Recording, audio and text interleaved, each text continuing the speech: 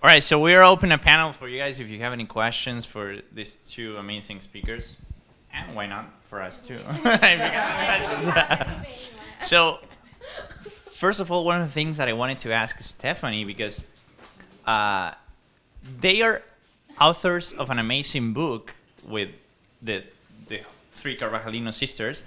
They're authors of an amazing book that basically tells their story and how they learned to be entrepreneurs, and how their parents coached them, right? And the book is called Parents and Coaches, and it's amazing. It's absolutely great. I want you, Stephanie, to talk a little bit about that if you can, and what was the objective of Parents and Coaches and how you guys came up with that idea. Thank you. So I was actually telling you about that. I was like, if I just start talking about everything, we will be here like 7 hours. But my sisters and I, we wrote a book that is called Parents and Coaches. And the reason we didn't wrote how to become a leader or how to become an entrepreneur, like everyone asks us all the time, like, why do you write to parents if you're kids? And I was like, because without my parents, I wouldn't be where I am right now. Like, they are the ones who support us, who make us who we are today, who taught us, they're always like, okay, what are you gonna say now that you're gonna sell? What is your pitch? Tell it to me. No, say this. And they took us to the different speaking engagements, and they were always there. So what we did is that after all these speaking engagements, we realized that there were other people that they weren't like they didn't have the same position, the same, I don't know how to say that in English, the same como bendición that we had of having this blessing. There you go. So I was like, there you go. So I knew that word in English. So they didn't have the same blessing that we had to our parents. So we were like, let's try to figure out a way that we can give all these kids who doesn't have this blessing that same opportunity of having parents, because they're the first ones who actually take us to they're our first like motivators or our first roadblock. In any kid's life, not any kid, in any kid, teenager, adult life, the parent's opinion, it's always going to be important. So the methodology that I talked to you about, we started developing this methodology and created a replicable program that even though you weren't an entrepreneur, you could read the book, read what it says, and apply it. Read what it says and apply it, and like spark that inner entrepreneur that every single kid have inside. Wow. So get the book, get Parents and Coaches. It's in English and it's also in Spanish. Yes. Padres y Coaches. Yes. Kelly, you have any question? I just think like, okay, how many of us here are parents? No. Okay, so that doesn't mean that I didn't see a hand. So for sure, get the book. But we're all possibly going to be parents someday, right? Why wait to read that book and say, I don't need it, I'm not a parent? We want to be able to start now so that when that time comes, or maybe it's not even a kid, maybe not our own kid, it's another kid, or maybe it's a friend, to learn how you can facilitate that and how to encourage that. You don't want to start later. Like we talked about, we're not the future, we're the present. So get the book now. And when it was easy for your parents. It will be easy for your parents to say, "Why are you gonna say why are you gonna sell chocolates? I mean, there's cheaper chocolate outside, and there's probably better chocolate. Why are they gonna get you? Why are they gonna buy that?" So they didn't say that. They encourage you guys to start a company. They encourage you guys. So your parents' opinion is super important. That's what they address in this. Definitely, and I mean, they knew that we had the biggest asset. Why wouldn't you buy a Milky Way? Because you had these amazing sellers. I mean, why not buy it from us? Exactly. So they were like, you got everything. You just have to go and make it happen. Perspective, right? Perspective. Does anyone has any questions for these two awesome speakers? You talk about taking action. So what type of action you're saying? I mean, action, it's... thank you. So, taking action, it's like, you know when you feel that you have to do that thing that you don't want to do, but you really want, but there's some excuses that are like, oh no, it's the economy. Oh no, it's like I already have a secure job. Oh no, it's my professors. They're not going to let me go. and then you just go. You have to take action. I mean, it's nothing specific. It's just anything that relates to you. For me, for example, we were talking about, many professors have told me like, oh, it's your decision, you know. In life, you sometimes have to make decisions. And then in my mind, of course, I'm really respectful, and I'm like, yeah, I understand. But in my mind, I'm like, I know, that's why I'm leaving. So sometimes you have to make some decisions. Sometimes you have to make some decisions that are gonna bring.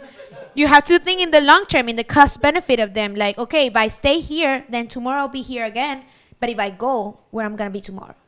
So that's in my case. In your case, might be different. In your case, might be different. In any person case, it will be different. Dale. I have a question for Jamal, because this guy, last trimester you did how many seminars? Seven seminars. Pass all these classes. Plus all the classes that we have and everything. How did that work out, man? I mean, having no free weekends pretty much to study or to do the things that you need to do, but like Stephanie was saying, you choose to do seminars and to keep learning outside school. How did that work for you? Man, well, Stephanie said it, take action. Like, that action is, even if you may not have a plan, like I didn't have a plan like necessarily every time I went to go to a seminar, but I know I could lean on my peers, collaborate with my friends, like lean on my friends that are killing it in class. So that way, like during the week, like I could lean on them, be like, oh, like ask them questions, like, or go through different tests with them, like for VD, and just really leaning on them and being able to explore and then share. Because with whatever I learn at the seminar, I love to share with my friends, like share with everyone, like at the school and everything, and vice versa. What they learn in class, like it's just a symbiotic like relationship. It just works really well. So I was able to go to these seminars and everything, and still have that security in mind, like, yo, I'm going to make it work. Like, it's going to work. Like, you're like Stephanie said it. Like, she just kept lining up everything like perfectly, like with her points. Like, passion. If you have the passion, like, you're gonna make it work. You're just, the plan's just gonna kind of happen organically. And come finals time, just it's game time, baby. Because if I can go to all these seminars, or we can go to all these seminars, and we can learn all these things, then I'm just a product of my mentors and a product of my friends. So it's just surrendering to that. So I don't know if you guys notice, but it happens to me that when you have seminars or you have to travel because you have a project or you are doing a lot of stuff, then actually when you have those 2 hours or that hour to study, you do it. Because that's the only time you have to do it. So you're more focused. And sometimes when you have 6 hours, you're on Facebook 5 and you study 1 hour. That's how it works, right? Yeah. For you, yeah. For me, that's how it works. Yeah. Unmute that, please. That's how it works. I like being Yeah. busy too, bro. That's how it works for me. Yeah, for sure. Any questions? Emma. Hay que tomar vino para que te venga la So, you talk about helping other people, and smiling better. What happens when a people smile at you negative and just like look at you and just keep walking? How can you deal with that type of people every day? Like, I know on a daily basis we're walking, and I always try, like at least in life, like giving smiles, say hey, whatever, and then it's just like it's negative stuff to me, and I don't like it. I just feel frustrated every time it happens to me, for at least. So how do you deal with it, and how do you approach people every time you see with them? Well, it's definitely a process, because I used to like feel that like too. Like if people, like I'd smile at them, like man, try and make them laugh or whatever, and then just or they're just like, oh, how you doing?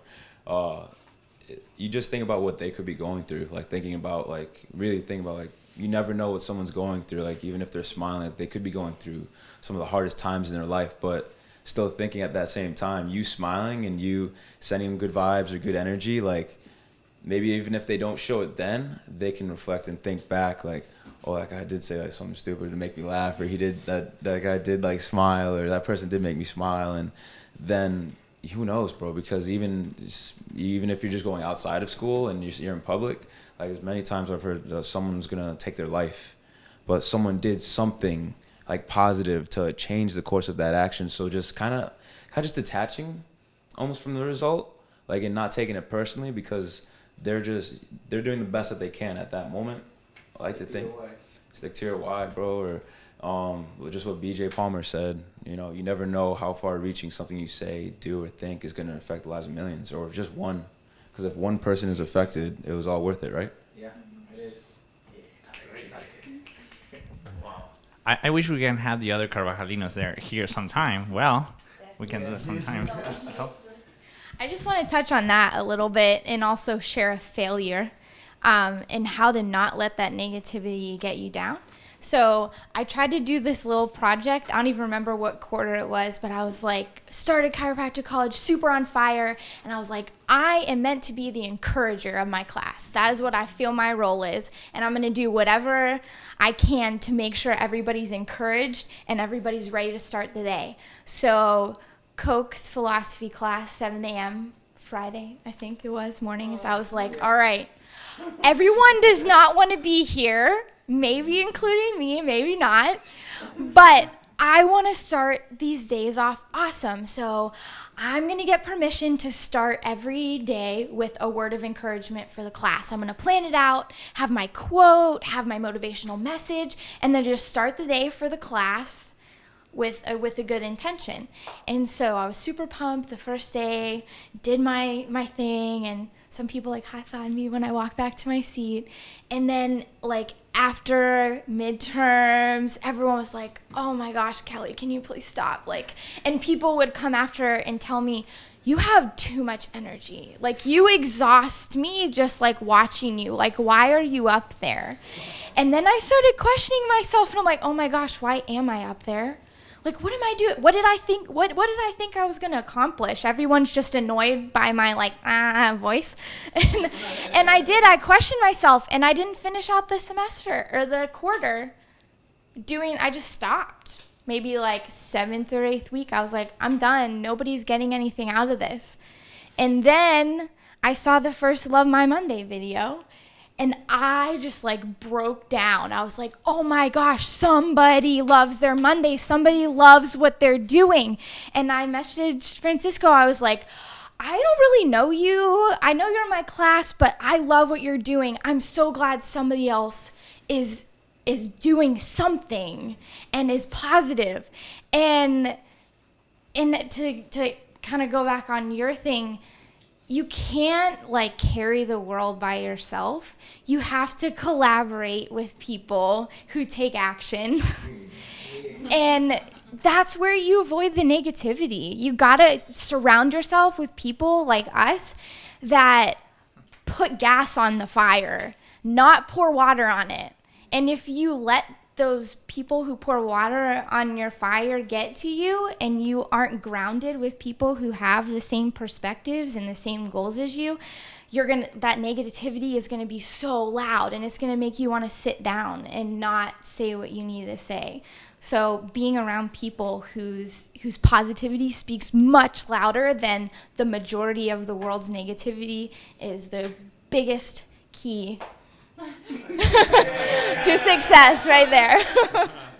Got it. Hey Kelly, The key. I have a question for you. Yes, do you love puns? Do I love? I'm the princess of puns. For sure, yes. I love puns and dad jokes. Yeah, they're my favorite. One of the things that I wanted to say, I don't know if you guys noticed, but there's so many people with excuses to start a business, and they were 6, 7, and 8-year-old Colombian and girls. Yeah. That's amazing. And they did it, and they killed it, and they travel around the world giving awesome seminars and speeches and encouraging people and writing books. Why can't you do it? Yes. Why can't we do it? Yes. They're the living example that this can be done. And that's why I love these 3 girls. They're amazing. They are amazing. That's one of the things that I wanted to highlight there. Anyone else have any questions? My question is for Stephanie. Do you have any other mentor other than your parents?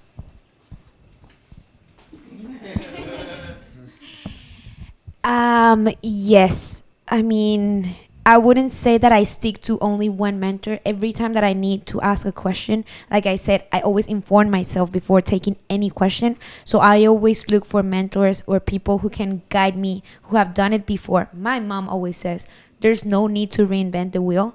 Just take the wheel and make it better. And that's what I have taken my life. Like, I always ask to people, and like I said, and to go back to what you were saying, I meet everyone. And whenever they give me a bad look, I just think like, dude, maybe they're having a bad day, like you can't just be like, everyone is going to be happy every single day of their lives. There's people that are going through stuff. So I just meet everybody. I try to have my list of friends as big as I can, so I can go to ask every time that I have a question, go to ask before taking any decision. So I do have a lot of mentors, not like one specifically, well, my parents forever, but not like one specifically. I just have as much as I can.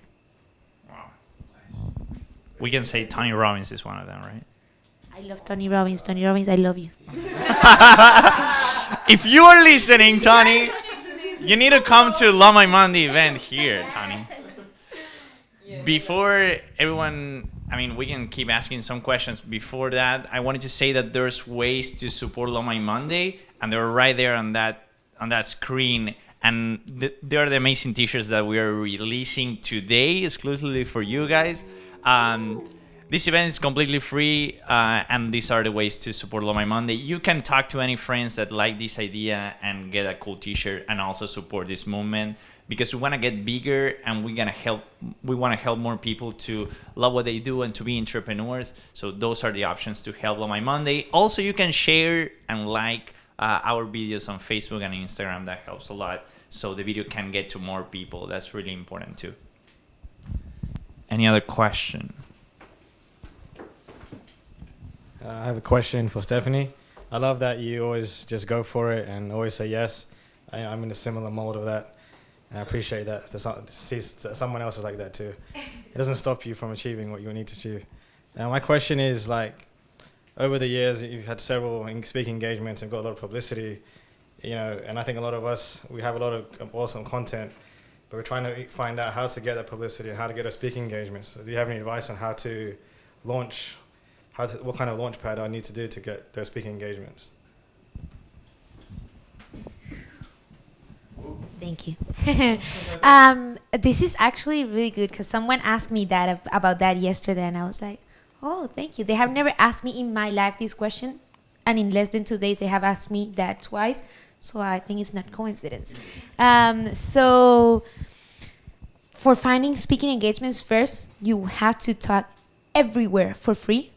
They're not going to pay you at the beginning just because you are Stephanie Carvajalino. And they're going to be like, oh, you're Stephanie Carvajalino. They should, right? But they're not. They're not going to be like, oh, my God, you're Stephanie Carvajalino. Just come here and we're going to pay you.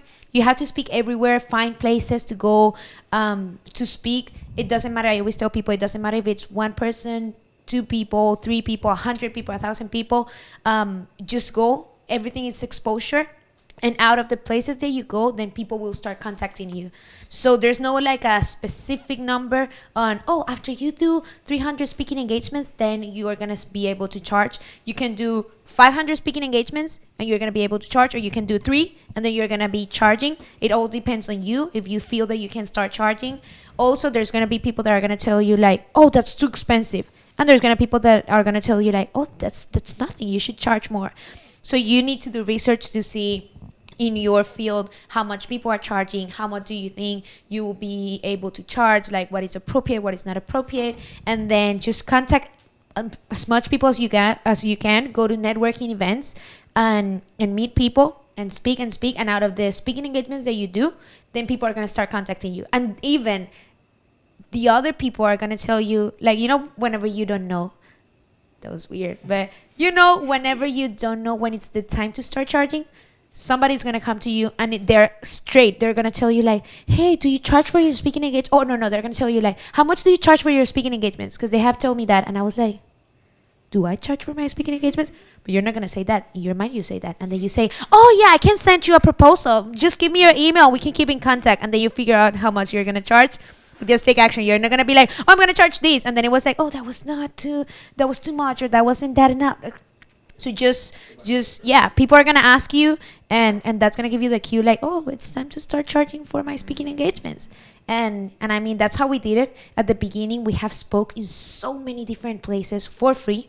Now we charge, but we also do a lot of events. Like, I could be like, oh, I'm not gonna go because I'm gonna charge and whatever, but no, it's not like that. Like, if you feel you can impact other people's life, it's not like, oh, you're gonna start charging and then you're not gonna, you're only gonna charge. Like, no, you also have to be nice, and speak for free. So that's my best advice. Just speak everywhere, and if you give all of your, like, everything that you have, people are gonna start contacting you.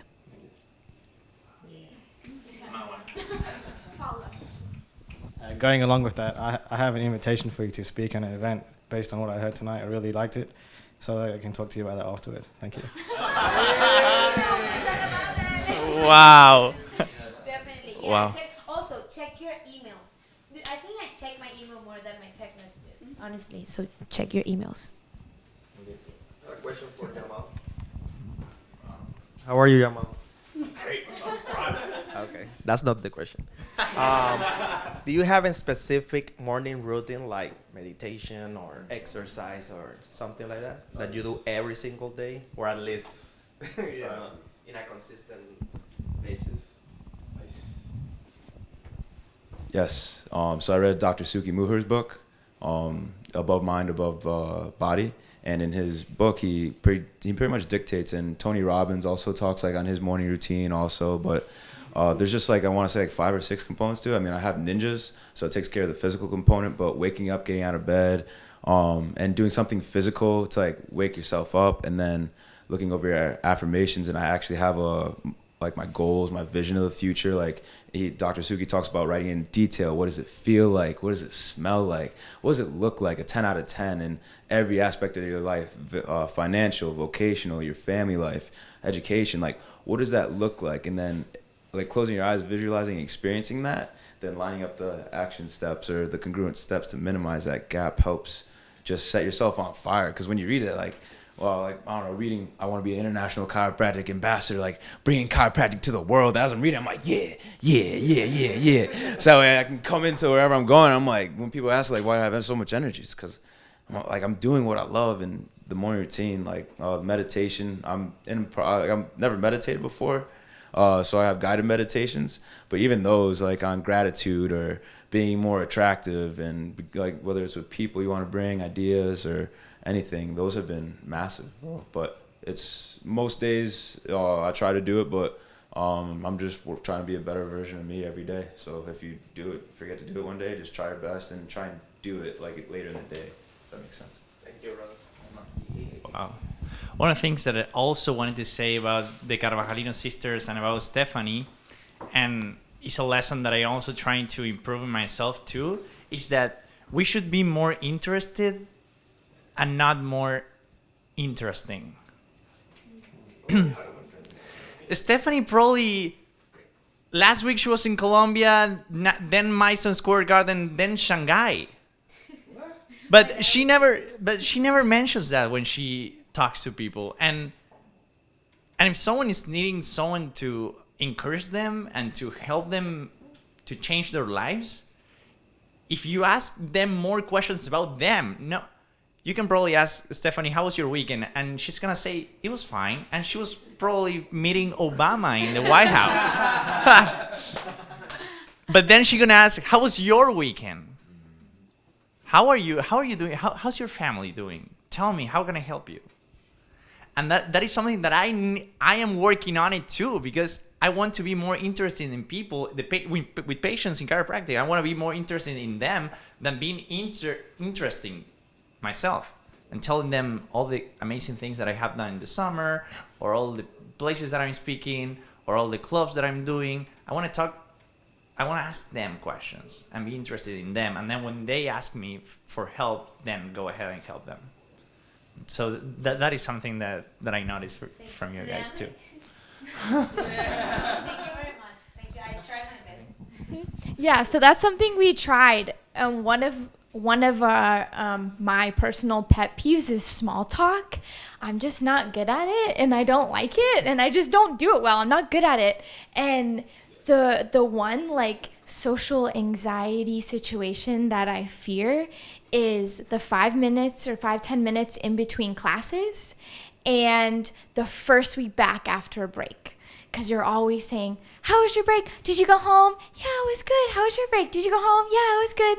And that just like makes me so nervous. So when we came back after this break, we were like, all right, we need a game plan. How are we going to change this? Because that's a vision of Love My Monday, is taking something that is annoying, that is negative, and changing the perspective on it and making it productive, making it a productive moment, like Mondays. Everyone thinks they're annoying. The snooze button. Like the snooze button, like passwords. Like that's what we want to do, is change people's perspectives and transform negativity and make it productive. And so we were like, how can we change this negative thing of small talk and uncomfortable and like superficial weird stuff? So we turned it and tried to dig deeper into people's breaks. What did you do? I asked people, what was like the biggest growth moment over your break? I think I asked Marwin, and he was like, what? Let me get back to you on that. And people will. They'll get back to you. And that was a really cool thing. Scratch the surface. Like, it's amazing what people will open up with if you give them that space to be honest, to be vulnerable. And that's how you connect with people. You can't love people superficially. And conversation is like one of the easiest things that we can do to connect with people and love them like that. No, and let me add something on that. Maybe you won't believe this story, but I promise it's totally truth. I'm super bad. Well, now I kind of like it sometimes, but I was really bad in networking, like talking to people. I'm like, dude, I just hate that. So in my school, they do something that it's called All Access. That it's like every Wednesday they bring a CEO, a CFO, or like a chief executive of an organization, like Coca-Cola, UPS, all of these different organizations. And they talk, and then you have the opportunity to talk to them after. And then my sister was like, they were in Colombia, and they were like, you have to talk to them. You know, we need the contacts. You have to talk to them. And I was like, I don't want to talk to them. What am I going to say? Like, I don't want to, like, if we're in an event, then I'll talk to them. But I just have to go there. And then I was like, okay, I'm just going to do whatever everyone else is doing. And then everyone was asking like, oh, what do you think it will be a good trait or a good characteristic for an employee? And I was like, I don't want to be their employee. That doesn't work. And then I went to the other one, and they were like, oh, what do you think you should put in your resume to be hired by your company? And I was like, no. And then I was like, I'm trying to copy all these people, but they're not looking for the same thing. So that make it even worse, even harder. Because how am I going to come to this person that they're already coming with the mindset of, okay, I'm going to talk about the company, and then there were human resources also, so I'm just going to find their resumes and get my future employees. That's how the mindset they go there. So I'm like, they already have this mindset, and I'm going to tell them like, hey, my name is Stephanie, I have this company, and I just want to do like, work with you, see how we can collaborate.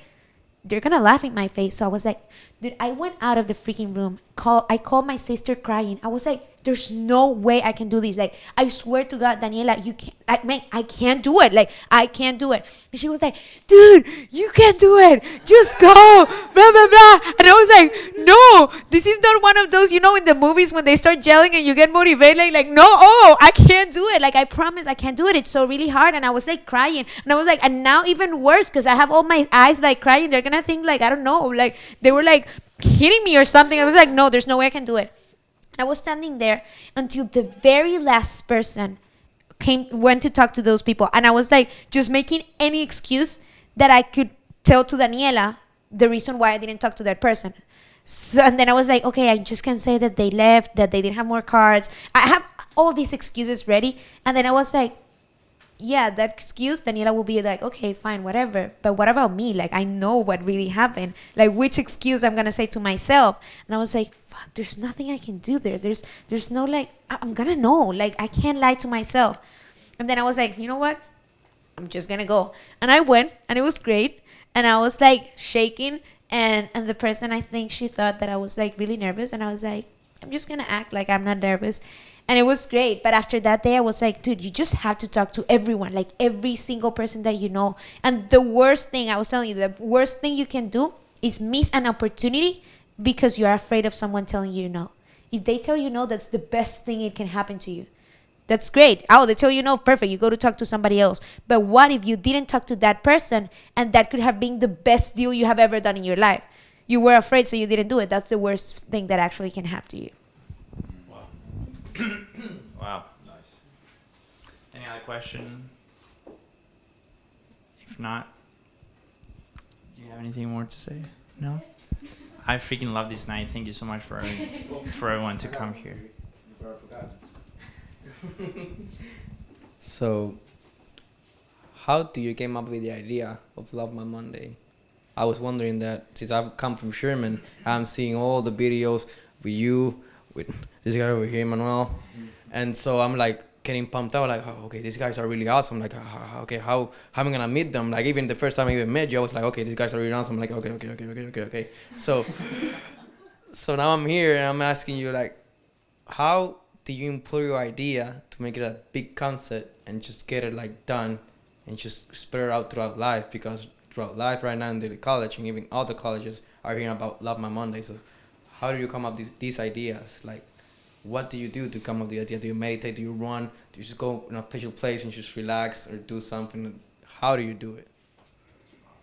Oh, colleges and abroad. Thanks so much. Yes, we have Love My Monday in Argentina too. So I would like to say that I started this company or this project because I love my Monday. Of course, I love my Monday. But the trigger point was that people hated Monday. And that's what I wanted to change. I was so tired of negativity, even Sunday night.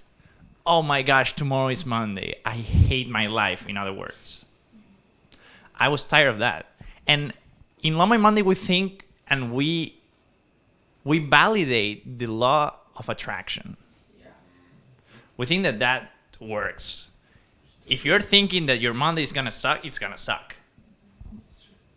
If you're thinking that your Monday is gonna be awesome, it's gonna be awesome. Because we attract what we think. And even what we post on Facebook, we attract what we post on Facebook. So if we are posting, thank God it's Friday, we're also saying, I hate Mondays. If we are setting that intention at the beginning of the week, we're only enjoying 2 days out of the 7 days of our lives. We're doing such a bad business, man. We're doing such a bad business, and we need to change that perspective. And that was what fired Love My Monday, to challenge people to start looking at Mondays from a different perspective, and they can start. You don't necessarily have to be working on what you love, because we know that sometimes that is not completely possible. And even, for example, in countries like Colombia, Argentina, in South America, sometimes you cannot do what you love as a profession because sometimes you have kids or families and you need to do whatever it takes to get food to the table. So we cannot always do what we love, but we can love what we do. And we can be conscious of every detail, and we can enjoy meeting with people, and we can enjoy going home. We can enjoy taking a hot shower. We can be grateful for everything that we have, grateful to be alive. So that is the idea of Love My Monday, challenging that and trying to change that negativity and bring it to a positivity. So if anyone has any other questions, here are amazing t-shirts. Please get one. You're not only supporting a movement, but you're getting the coolest t-shirt in the market right now. So just go to our lovemymonday.com, and in the shop you can get your t-shirts. Going to be shipped to your house. Only $20 to help this movement. And thank you so much, guys, for being here. Thank you, Angie. Thank you, my roommates.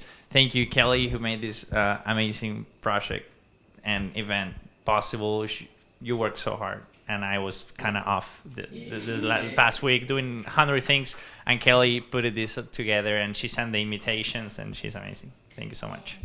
Thank you so much to Claudia behind the cameras. Hey! Thank you so much. I asked her, hey, can we do this? And she said yes right away. She came here today, 7 hours of her valuable time. Thank you to Aperturen too, who gave us the cameras and the equipment that Claudia is using to to produce these videos that everyone is seeing on Facebook. And thank you, all of you, for coming. Thank you to our awesome speakers. Thank you, Kelly, and just have an amazing night, and see you soon. Yeah. Dale.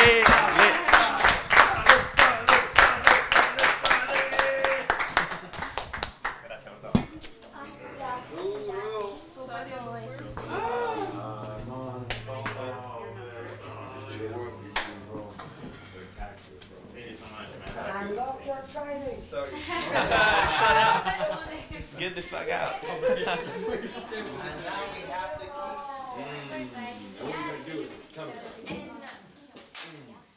Was great. Maybe not. I don't know if you want to put a note.